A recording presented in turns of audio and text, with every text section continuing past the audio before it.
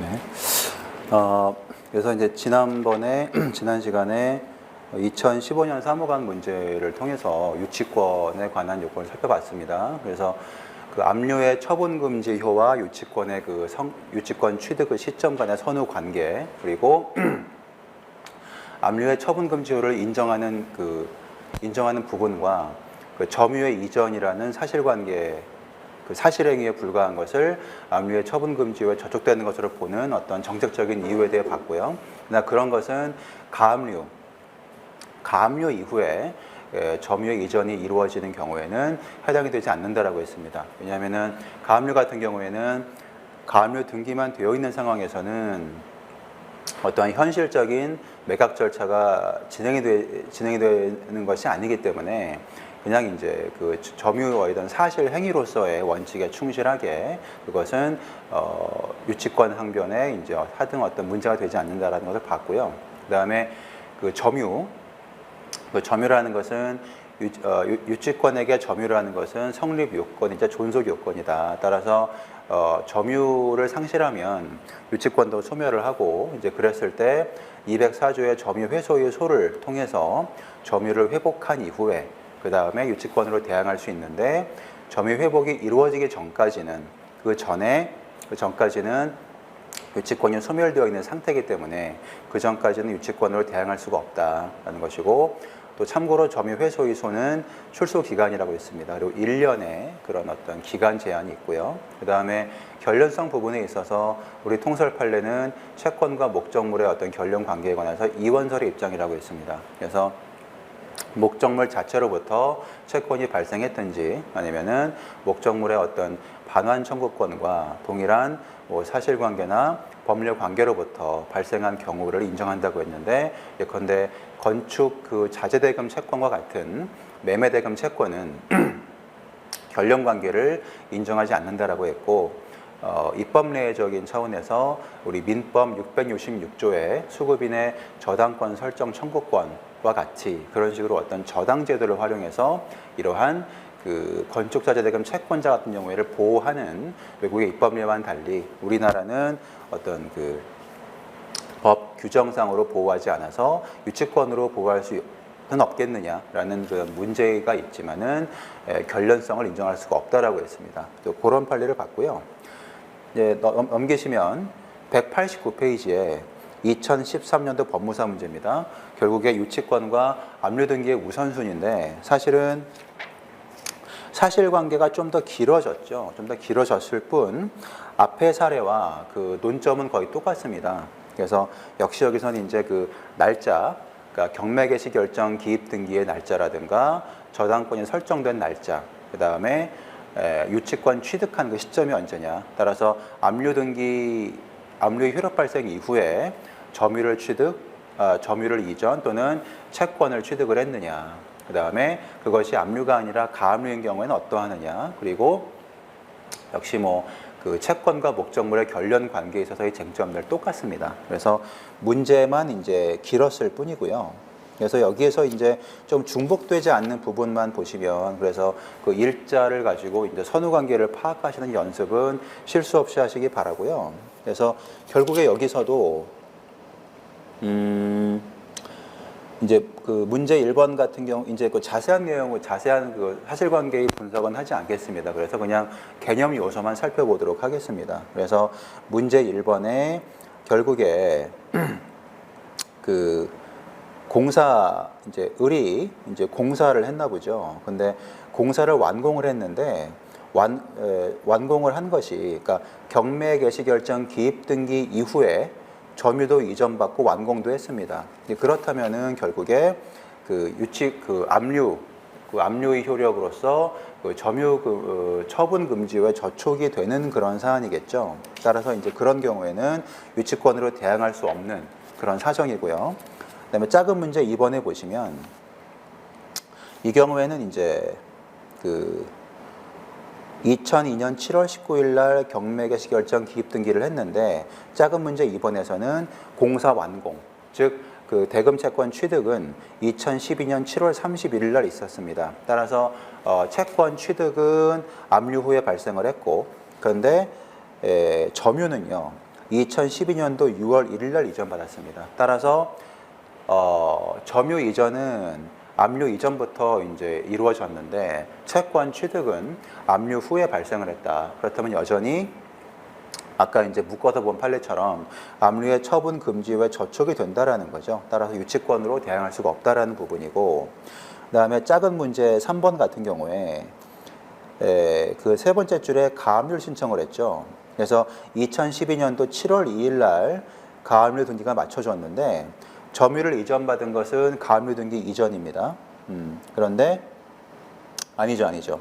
여기서는 약간 이제 사안이 복잡한데 한번 3번을 쭉 읽어보시면요. 공사한 을이 그 점유를 이전받아서 완공을 했습니다. 그러니까 점유 이전도 받고 채권도 취득을 했기 때문에 유치권이 성립을 했는데 건물을 인도를 했죠. 그 대금 채무자에게. 그 이후에 가압류 등기가 2012년도 7월 2일 날 맞춰졌습니다. 그 다음에 다시 2012년도 7월 10일 날 다시 건물의 점유를 이전받았어요. 그럼 이런 경우에는 유치권을 주장할 수가 있는가? 이런 부분은 결국에 최종적으로는 가압류 등기 후에 점유를 이전받은 케이스죠. 결국 가압류 기준으로 본다면은 가압류 이전에 채권을 취득을 했고 가압류 이후에 점유를 이전을 했습니다. 그럼 그런 경우에는 아까 봤었죠. 그러니까 가압류 같은 경우에는 현실적인 매각 절차가 이루어지지 않고 있는 상황이기 때문에 가압류 이전의 점유 이전은 사실행위에 불과하다라는 원칙에 따라서 처분 금지효의 문제가 발생하지 않는다라고 했습니다. 따라서 유치권이 발생을 하죠. 유치권으로서 대항할 수가 있습니다. 그 다음에 문제 맨 마지막 4번의 두 번째 줄에 뭐 시멘트, 모래 등 건축자재 공급을 했다고 나오죠. 따라서 자재대금 채권을 피담보 채권으로 하는 유치권이 발생할 수 있느냐라는 부분이죠. 그래서 193페이지에 보시면 똑같은 내용인데 이제 그 서술을 하실 때 그 유치권의 요건 사실에서 결련성, 채권과 목적물 간의 결련성이라는 것이 무엇인지를 서술하시고 그 결련성의 의미에 대해서 관하여 생긴 것이 문제가 된다. 그랬을 때 통설 판례가 이원설이다라는 부분을 적시하신 다음에 이러한 그 매매대금 채권의 경우에도 인정할 수 있겠느냐 이렇게 좀 체계적으로 서술하시는 게 좋겠습니다. 그래서 그 판례를 그대로 집어넣으면 되고요. 예, 그래서 그런 사안이었습니다. 그래서 앞에 한 내용 그대로 반복이 된 거라고 보시면 되고요.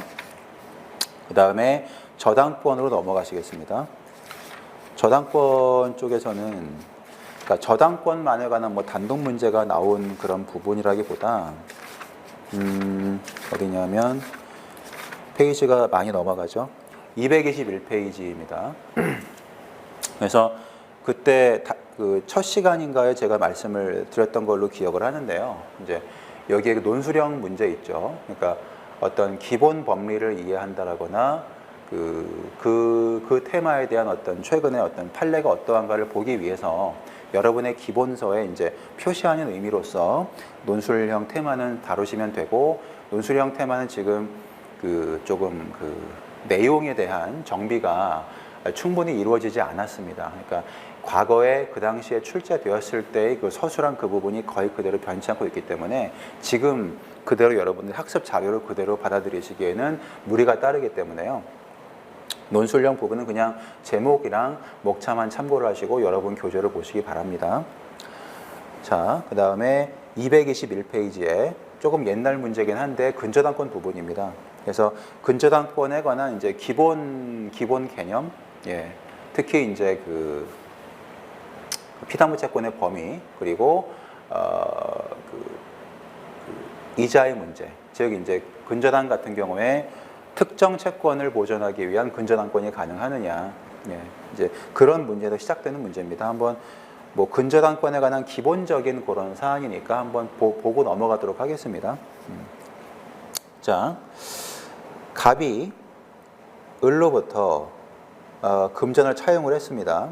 그런데 5천만 원을 차용을 했어요. 그러면서 7천만 원을 채권 최고액으로 하는 근저당권을 설정했습니다. 여기서 특정 채권을 담보하기 위한 근저당권이 설정 가능한가의 문제가 나오겠죠. 네, 그런 문제가 나왔고요.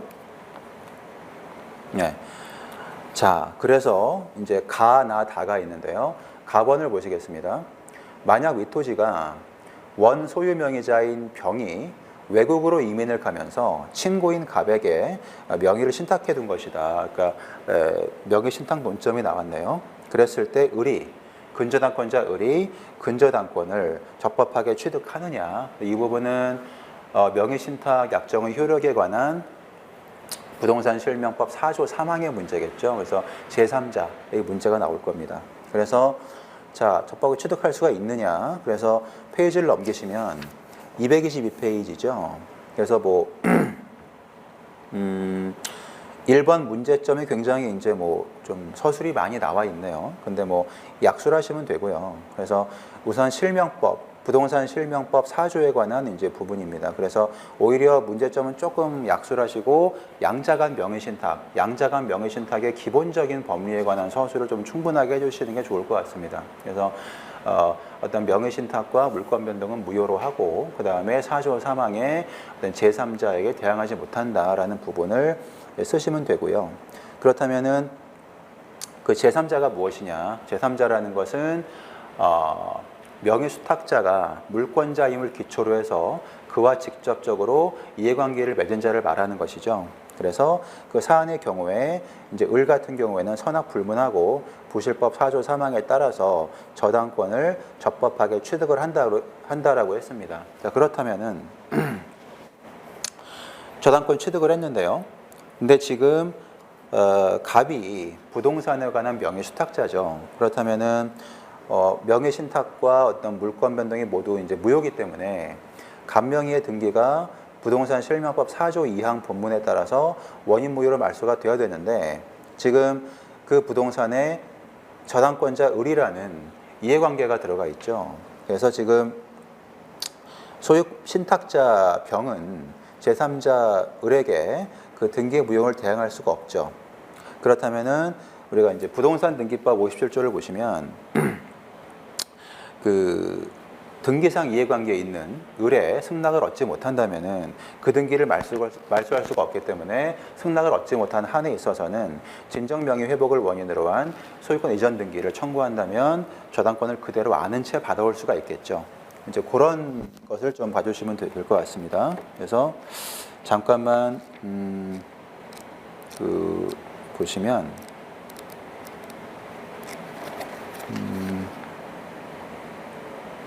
네, 그래서 그 부동산 등기법상 57조에 이해관계에 있는 제3자가 있는 등기의 말소가 있습니다. 그래서 등기를 말소하려고 할 때 등기에 대해서 등기상 이해관계에 있는 제3자가 있을 때에는 제3자의 승낙이 있어야 되거든요. 근데 승낙을 못 받았을 테니까 그렇다면은 진정명의 회복을 원인으로 한 소유권 이전을 청구할 수 있겠다라는 부분 뭐 여론으로 붙여줄 수 있을 것 같고요.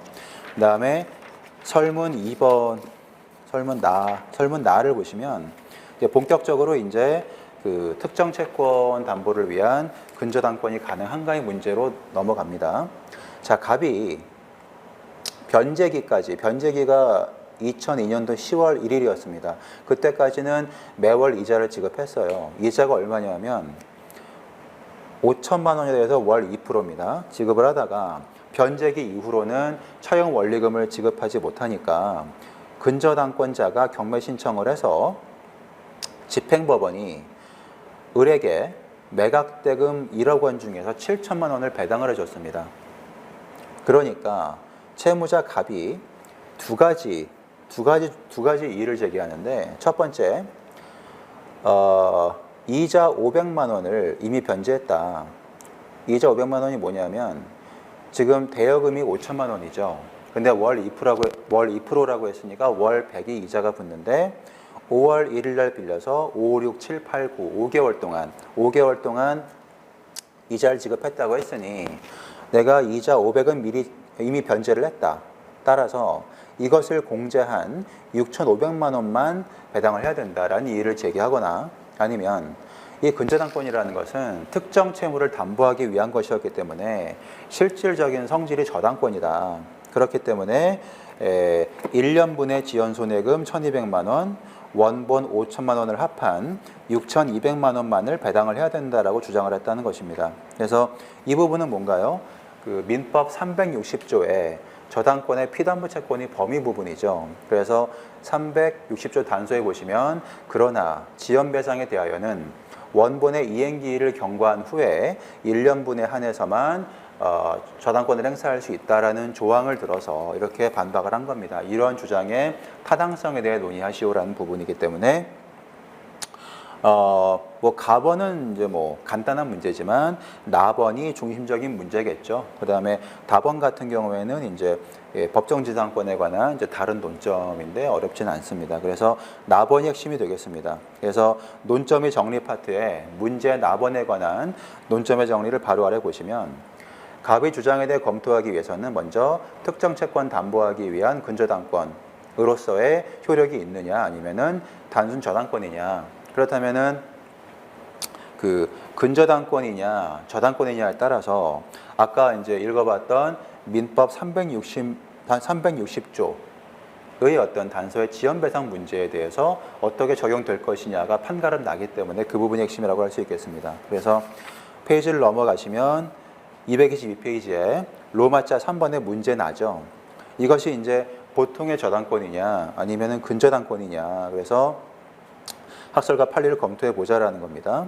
그래서 특정 채권을 담보하기 위해서 근저당권을 설정할 수 있느냐. 그런데 아시겠지만 실제로는 어떠한 그 저당 제도를 설정한다면 대부분 근저당권으로 하죠. 뭐 저당권으로 하지 않고요. 그래서 그것이 이제 거래 관행이라는 거죠. 그렇다면 근저당권은 저당권과 다른 점이 뭐가 있느냐. 아까 봤던 것처럼 아까 360조 단서가 있죠. 그러니까 지연배상 같은 경우에는 1년분만 행사할 수 있다라는 이 저당권의 제한이 근저당권에는 제한을 받지 않죠. 따라서 채권 최고액의 범위 내에서 지연배상을 제한 없이 받을 수가 있다라는 점이 가장 큰 특징입니다. 그리고 채무가 일시적으로 소멸해서 채무가 0이 되더라도 근저당권이 그것만으로 소멸하진 않는 것이죠. 따라서 자, 특정 채권 담보하기 위한 근저당권의 효력이 있느냐 이런 부분에 대해서 좀 학설을 이건 남겨놨습니다. 그래서 한번 읽어보시면 뭐 일반적으로 이러한 근저당권 같은 경우에는 통설로 평가되는 입장은 뭐 보통 저당권이다. 그 등기 내용과는 달리 따라서 명칭으로 판단하는 것이 아니라 그 설정 계약의 해석으로 결정을 하자. 그럼 여기서 지금 특정 채권을 담보하기 위한 것이었기 때문에 저당권이 아니겠냐라는 것이죠. 근데 소수의 견해, 김재원 판사님 같은 경우에는 우리 민법 357조를 들고 있죠. 자, 357조를 한번 보실까요? 357조를 보시면 근저당권입니다. 근데 거기 보시면 자, 저당권은 그 담보할 채무의 최고액만을 정하고 채무의 확정을 장래에 보류하여 이를 설정할 수 있다. 이 경우에는 그 확정될 때까지의 채무의 소멸이나 이전은 저당권에 영향을 미치지 않는다. 그리고 2항에 채무의 이자는 최고액 중에 산입한 것으로 본다라고 했죠. 자, 그러면 여기에서 그 357조를 봤을 때 이 명문 어디에도 그 특정 채권을 담보하기 위해서 반드시 저당권을 이용해야 된다라는 명문의 규정으로 볼 수는 없지 않느냐라는 이제 그런 부분입니다.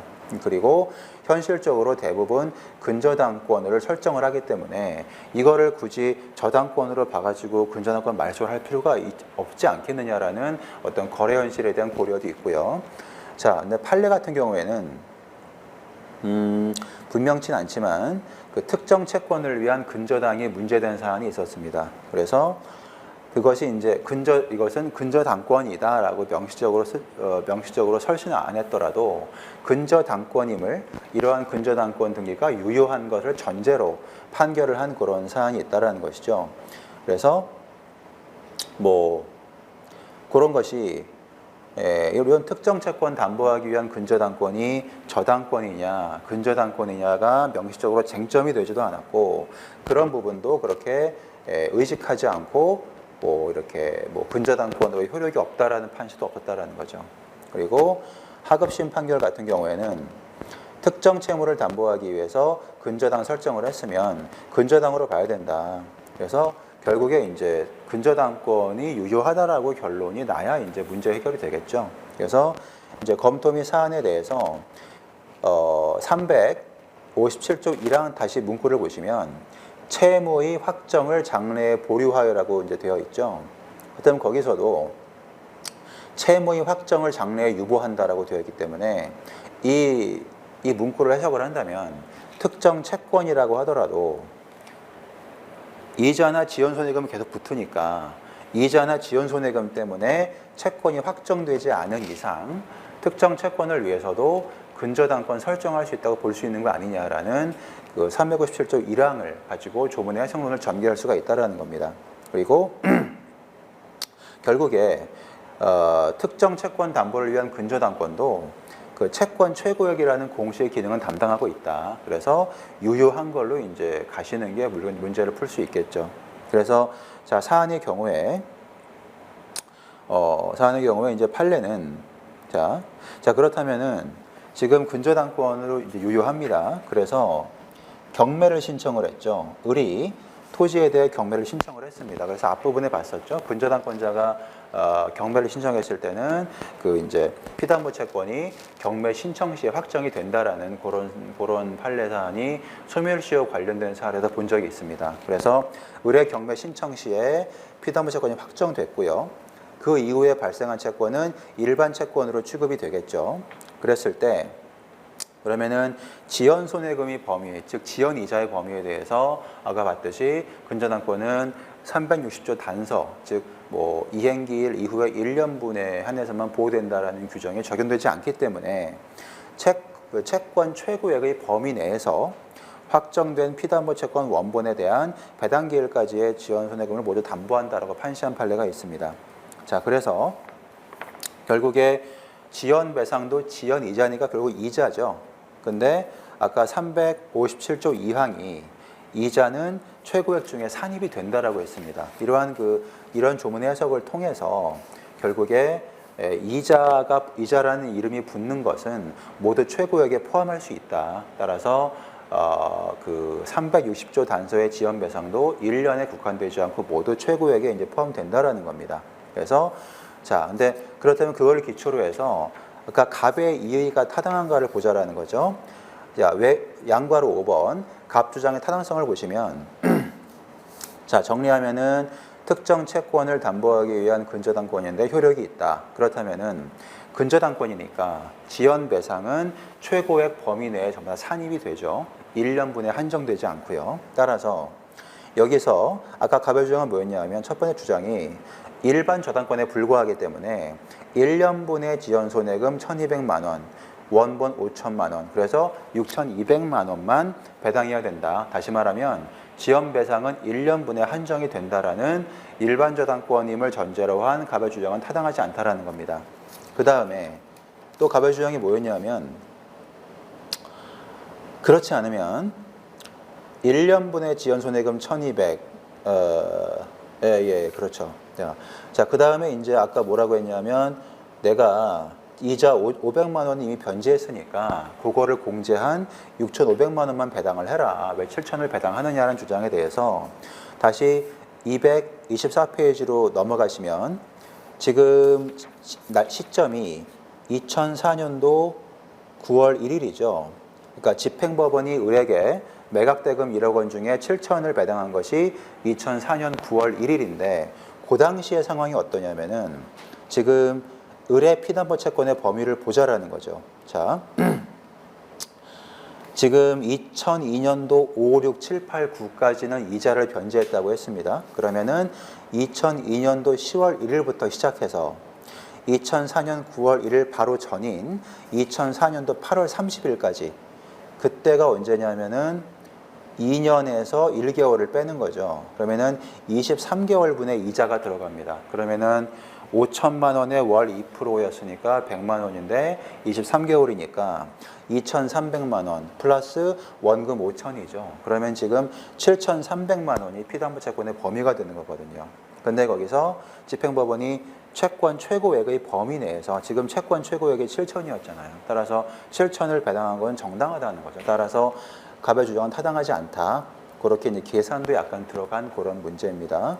자, 그래서 이제 그 부분에 대해서 조금 그 360조 단서에 관한 부분을 조금 좀 더 자세히 한번 좀 고찰해 보도록 하겠습니다. 그래서 뭐 오늘 내 물건 다 끝날 것 같으니까요.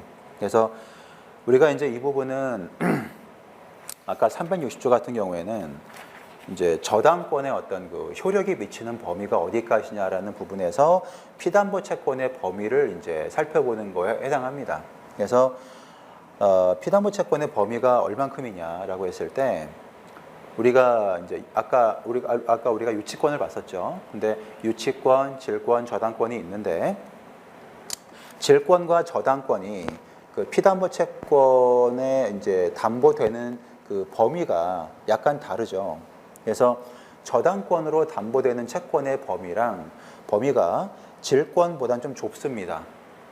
왜 그런가 생각해 보면 특히나 이제 아까 지연배상 같은 그런 그 360조 단서인가요? 그런 거에 따라서 그 손해배상 채권에 약간 제한을 두고 있죠. 왜냐하면 왜 그러냐면은 저당권 같은 경우에는 그러니까 질권 같은 경우에 후순위 질권자가 있는 경우보다 저당권 같은 경우에 후순위 저당권자가 있는 경우가 훨씬 많죠. 훨씬 많기 때문에 이해관계인들이 있죠. 그리고 어떠한 그 목적 부동산에 대해서 뭐 제3취득자라든가 이렇게 어떤 아마도 이해관계인이 훨씬 많이 있습니다. 질권보다. 그렇기 때문에 좀 제한이 이루어지는 부분이고 따라서 그 제3자가 뭐 후손이 저당권자라든가 제3취득자라든가 하는 제3자가 불측의 손해를 입는 것을 최대한 방지하기 위해서 피담보 채권의 범위를 제한하고 있다는 거죠. 자, 그래서 이제 뭐 아까 360조를 다시 보시면 피담보 채권의 범위가 원본, 이자, 위약금, 채무불이행으로 인한 손해배상 및 저당권의 실행비용을 담보한다. 근데 문제는 단서가 되는 거죠. 지연배상에 대해서는 원본의 이행기일을 경과한 후에 1년분에 한해서 저당권을 행사할 수가 있다라고 했습니다. 그래서 우선 그 조항의 본문을 보시면 이자가 있죠. 근데 이자의 범위는 딱히 제한하고 있지 않죠. 따라서 이자는 원칙적으로 무제한으로 담보를 하고 있는 겁니다. 지연배상만 이제 제한을 하고 있고요. 그렇다면 이제 저당권자를 보호하는 것은 맞죠. 저당권자를 보호하는 것은 맞는데 그럼 시간이 지남에 따라서 이자는 늘어나잖아요. 근데 그런 이자를 솔직히 이제 무제한으로 이제 우선 변제를 하기 때문에 원본 채권과 동순위로 우선 변제를 하기 때문에 사실은 후순위권자나 이해관계인들에게 좀 불측의 손해를 미칠 수 있는 우려는 있는 거죠. 그러니까 지금 그냥 조문을 한번 음미해 보는 겁니다. 그런 문제는 있다. 그 다음에 보시면 그 지연배상이 문제가 되는 거죠. 그래서 지연배상 같은 경우에 지연이자죠. 이것은 이행기일 경과 이후에 1년분에 한해서만 배상을 받는다라고 했습니다. 그렇다면 이렇게 제한한 취지가 뭐냐라는 겁니다. 이렇게 제한한 취지는 뭐냐면 아까 어떤 그 저당권자가 제3자와의 관계에서 그러한 그 제3자와의 관계에서 지연배상의 범위가 제한되는 거죠. 그런 것이지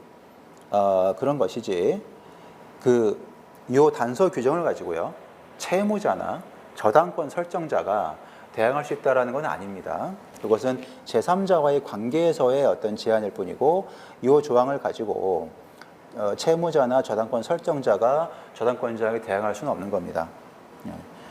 그리고 그래서 그러니까 이런 부분은 그러니까 그 360조 그 지연배상에 관한 제한은요. 그러니까 피담보 채권의 범위를 뭐 일률적으로 제한을 했다 이제 그렇게 보기보다는 뭐냐면 어떤 저당권을 실행을 하죠. 그래서 경매 절차에서 저당권자가 갖는 우선 변제권을 제한하는 것으로 보는 것이 올바른 해석이 될 겁니다. 이제 그렇게 된다라는 거죠. 따라서 후순위 어떤 저당권자라든지 일반 채권자 같은 제3자와의 관계에서는 이 피담보 채권의 범위가 제한되는 결과가 되는 거죠. 결과가. 그러나 아까처럼 이건 채무자나 저당권 설정자와의 관계에서 피담보 채권의 범위가 이걸로 제한되는 건 아닙니다. 그래서 결국엔 우선 변제권의 그 실행 절차에서 그 어떤 제3자들에 대한 관계에서 피담보 채권의 우선 변제의 효력이 제한된다는 의미로 이제 보셔야 되는 부분이고요. 자, 그런데 그렇죠. 이제 그런 부분입니다. 그래서 이제 그러나 이제 근저당권 같은 경우에는 이제 그런 제한이 이제 없다라는 거죠. 왜냐하면 보시면 근저당권의 채권 최고액이라는 거는 뭐냐면 목적물로부터 우선 변제를 받는 최고 한도액이죠. 그런 것을 채권 최고액이라고 하는 거죠. 그렇다면은 근저당권의 최고액이라는 건 뭐냐면은 아까 360조에서 360조가 정하는 거를 일괄 계산한 것을 최고액이라고 이제 볼 수밖에 없는 겁니다. 그렇기 때문에 피담보 채권액이 최고액의 한도를 넘으면 그 부분은 우선 변제를 받지 못한다라는 거죠. 자, 그러기 때문에 아까 357조 2항에 보시면 전항의 경우에는 채무의 이자는 최고액 중에 산입한 것으로 본다라는 조항에 나오는 겁니다. 그러니까 최고액 한도 내에서 우선 변제를 받는 것이니까. 그리고 그렇죠. 그리고요. 네. 그래서 아까 이제 이자와 다름없는 것을 모두가 최고액에 포함하기 때문에 지연 배상도 지연 이자이기 때문에 그 360조 단서의 제한을 받지 않고 1년분 이상의 것도 최고액 한도에서 무조건 이제 그 배상을 받는 것입니다. 그래서 그런 부분을 이제 한번 그 360조 해석과 관련해서 한번 개념을 잡아보는 문제로 보시면 되겠고요. 네, 마지막에 법정지상권 문제가 나옵니다. 자, 답원에 갑은 을에게 위 근저당권 설정 등기를 맞춰준 후에 그렇죠. 2003년도 5월 1일 날 을의 동의하에 위 토지상에 건물을 신축해서 소유권 보존 등기를 마쳤습니다. 그 다음에 을이 근저당권을 실행해서 경락인이 토지를 낙찰받은 경우에 갑이 정에 대해서 법정지상권 취득을 이제 항변할 수 있느냐. 예, 중요한 판례인데 앞부분에 법정지상권 파트에서는 아직 언급이 안 된 그런 판례였죠.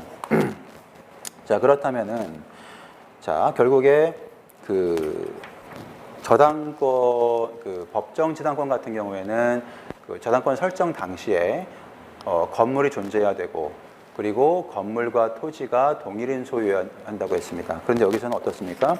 저당권 설정 이후에 건물을 신축을 했는데 그렇다면 요건 불비죠. 그런데 저당권자가 동의했다라는 거죠. 그렇다면 저당권자 동의하에 신축을 했기 때문에 그렇다면은 건물 토지 동일인 소유 요건 그다음에 저당권 설정 당시에 건물 존재 요건을 충족하는 걸로 볼 수 있지 않느냐라는 부분입니다. 그에 관한 부분인데 224페이지에 판례는 부정을 하죠. 그래서 224페이지의 맨 밑에 양괄호 2번에 지상 건물이 없는 토지에 관해서 근저당권 설정 당시에 근저당권자가 건물의 건축에 동의를 하고 그 이후에 건물을 신축을 했을 때 민법 366조에 법정지상권 성립하느냐라는 게 문제가 되는 거죠. 그래서 판례 세 번째 줄을 보시면 366조의 법정지상권은 저당권 설정 당시부터 건물이 존재할 경우에 한해서 인정이 된다라는 거죠. 만약에 그렇지 않고 건물이 없었는데 설정될 당시에 근저당권자가 차후에 신축하는 것을 동의해서 이루어졌다면 그런 동의라는 거는 경락인은 모르죠. 그래서 그런 사정은 다음 페이지에 키워드죠. 주관적인 사항이고 공시할 수도 없는 것이어서 토지를 낙찰받는 제3자로서는 알 수 없는 것이다. 이제 그러한 사정을 들어서 법정지상권을 인정을 한다면 제3자의 법적인 안정성을 해하기 때문에 법률 관리가 불안정해진다. 따라서 허용하지 않는다라는 그런 사안입니다. 그래서 앞부분에 그런 빠진 판례가 이제 보충이 됐다고 보시면 되고요. 그렇죠. 네. 그래서 여기까지 이제 보시면 되겠습니다. 그래서 2004년도 이제 그런 문제는 특정 채권을 담보하기 위한 근저당권이 가능하느냐, 그리고 그랬을 때 저당권이냐, 근저당권이냐에 따라서 달라지는 부분은 대표적으로 360조 단서의 그 지연이자 같은 것을 이행기일 이후에 1년분에 한정하느냐, 아니면은 무제한으로 최고의 범위 내에 담보하느냐에 관한 부분이고, 366조의 법정지상권 같은 경우에 저당권 설정 당시에 토지 위에 건물이 서 있어야 하는데 설령 그 저당권자가 차후에 건물 신축에 동의했다고 하더라도 이제 그런 사정은 주관적이고 공시되지 않는 것이어서 그걸 인정한다면 제3자의 법적 안정성을 크게 해하기 때문에 그러한 경우에는 법정 지상권이 인정되지 않는다라는 그런 판례 사안이었습니다. 그래서 가볍게 보시고요. 그 다음에 이제 물권이 일단은 끝났고요. 이제 채권편으로 들어가게 됩니다. 그래서 채권편을 보시면 그 채권의 소멸 파트부터 들어가 있네요. 그래서 229페이지에 이제 변제 충당 사례입니다. 변제 충당은 그 보시면 뭐 양괄호 1번은 약술 문제고 양괄호 2번은 이제 실제 계산 문제입니다. 그래서 뭐 변제 충당이라든가 상계라든가 이제 그런 문제는 뭐 계산 문제가 나오잖아요. 근데 계산 문제가 막 그렇게 복잡하게 나오는 건 아닌데 그 사실 산수죠. 수학이 아니고. 근데 계산을 평소에 연습을 해놓지 않으면 굉장히 이제 어렵죠. 그래서 어디에서 어디를 묶어서 무엇을 빼야 할지가 잘 이제 손이 움직이지 않기 때문에 이런 기회에 한번 손으로 한번 계산을 해보시기 바랍니다. 눈으로만 하지 마시고요. 그래서 자, 사안은 여기까지만 이제 빠르게 보고 마치도록 하겠습니다. 자, 갑이 컴퓨터 도매업을 운영을 하고 있습니다. 근데 을에게 소매업자 을에게 컴퓨터를 판매했고요. 대금은 3천만 원인데 이행기는 따로 없네요. 대금에 대한 이행기가 매매대금 지급은 물건 인도와 동시에 합니다. 그래서 뭐 매매대금 지급 지체 시에는 지연이자가 붙는데 2005년도 10월 30일 날 컴퓨터 인도를 했으면 그날 대금을 줘야죠. 근데 1,000만 원만 지급받았고 2천만 원을 못 받았습니다. 그러면은 2천만 원이 문제가 되네요. 또 두 번째, 또 갑이 같은 을에게 1억 원을 대여했습니다. 대여금 채권이죠. 이것은 변제기가 2006년도 3월 31일이고 이자가 월 2%입니다. 월 2%. 근데 아까 보면은 그 컴퓨터 대금 채권은 상사 채권이죠. 그렇다면은 이것은 연 6%가 되겠죠. 연 6%가 지연이자가 연 6%일 겁니다. 자, 그런 이제 차이가 있고요. 그래서 갑이 대여금과 매매대금 모두 달라. 그러니까 을이 2006년도 10월 31일 날 7천만 원을 지급을 했는데 이 7천만 원이 어느 채무의 변제에 어떻게 충당되는가에 대해서는 합의도 없고 지정도 없습니다. 그래서 합의 충당, 지정 충당, 법정 충당의 순서인데 합의와 지정이 없다고 하니 법정 충당으로 가면 되겠죠. 그래서 양괄호 1번에 변제 충당의 법리에 관해 약술하시오라고 되어 있습니다. 그래서 자, 뭐 변제 충당의 의의를 한번 보실게요. 그 의의가 이제 조금 중요합니다. 자, 변제의 충당이라는 것은 자, 채무자가 동일한 채권자에 대해서 같은 종류의 수개의 채무를 부담하는 경우. 자, 법 조문을 한번 보시면 476조입니다. 476조가 지금 이제 읽어드렸던 의의에 해당하는 그런 조문입니다.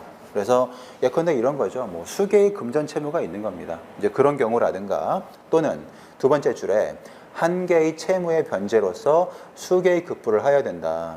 이 부분은 조문으로 치면은 478조죠.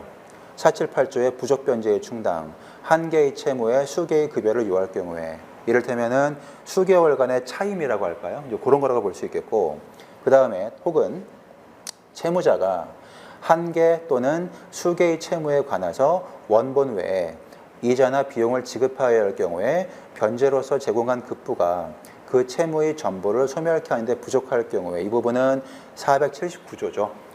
비용, 이자, 원본에 대한 변제 충당의 순서에 관한 조문에 해당하는 것입니다. 그래서 이 변제를 어느 처음에 충당할 것인가가 변제 충당의 문제죠. 그래서 취지가 있고 변제 충당 방법은 넘어가시면 합의 충당, 지정 충당, 그다음에 법정 충당입니다. 그래서 당연히 합의 충당은 가능하죠. 왜냐하면은 476조부터 479조까지가 임의 규정이기 때문에. 그래서 230페이지 맨 상단에 변제 충당에 관한 사전 약정이 있었다.